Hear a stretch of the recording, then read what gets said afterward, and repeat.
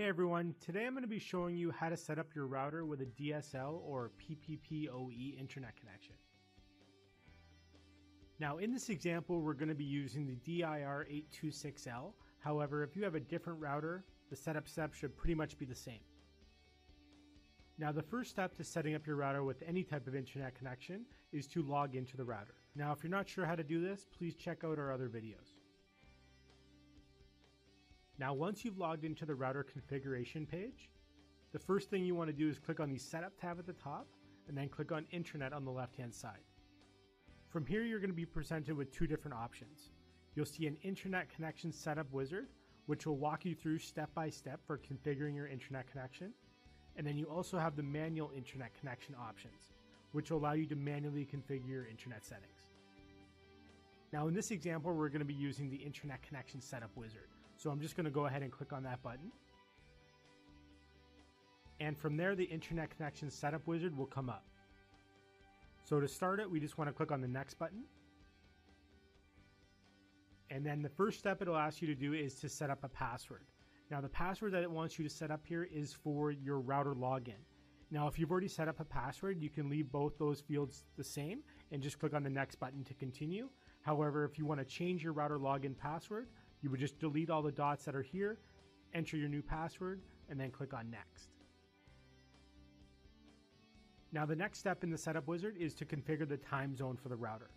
So from the drop-down list, you just want to choose your particular time zone, and then click on the Next button.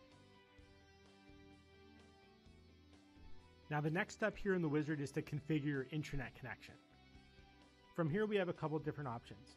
You can manually select the type of internet connection you have, whether it be a DHCP connection or dynamic IP connection, or a username and password connection or PPPoE.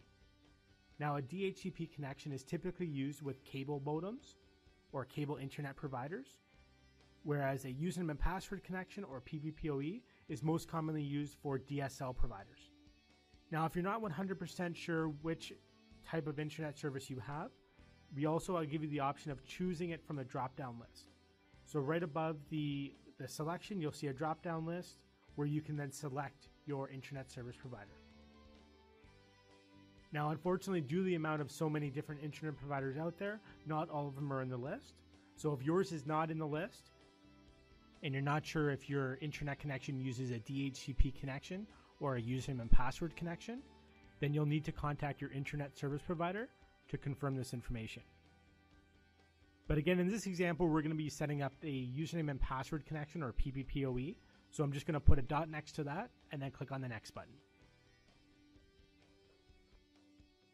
Now that we've selected the username and password connection or PPPoE connection, now the next step is to enter in our username and password provided to us by our internet service provider.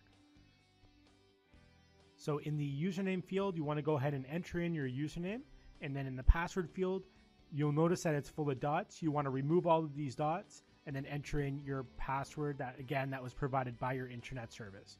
If you're not sure what your username and password is, you'll need to contact your internet provider to confirm this information. Now in the service name field, in most cases this is going to be left blank. However, if your internet service provider did provide you a service name that must be entered into the router, you can enter that here. Otherwise, it's suggested to leave this area blank. Now once you've entered in all your information, go ahead and click on the Next button.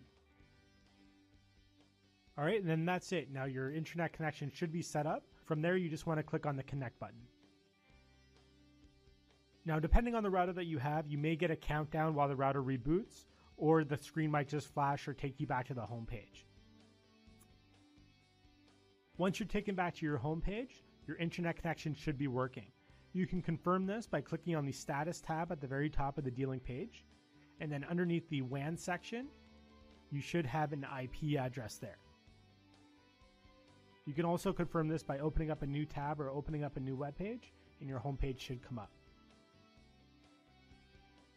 Now, if for some reason your internet connection did not work at this time, you may want to go back and check your username and password that you provided.